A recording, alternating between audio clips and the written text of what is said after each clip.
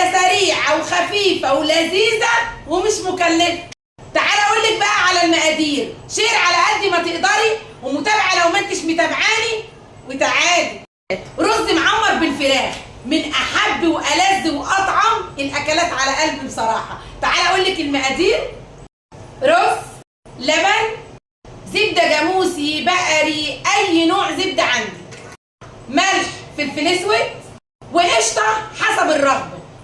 هتجيبي بقى فرخاية كده تغسليها حلو قوي وتنقعيها، وبعدين تاخديها تشوحيها في زيت. هننزل بالزبدة على الرز، ندعك بقى الرز مع الزبدة كويس قوي قوي قوي. الرزاية شربت الزبدة وبقت حاجة كده بقى، شايفين؟ نزلت بشوية صغيرين وبعدين عليهم شوية فلفل وشوية ملح. ننزل بقى بالفراخ وبعدين ننزل بباقي الرز، ننزل بباقي الملح، بحبها. ننزل بالقشطة.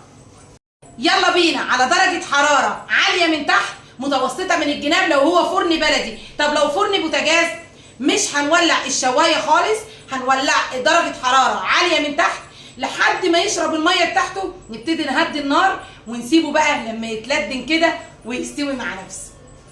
يامي. ايوه يا ام عمر، جامده.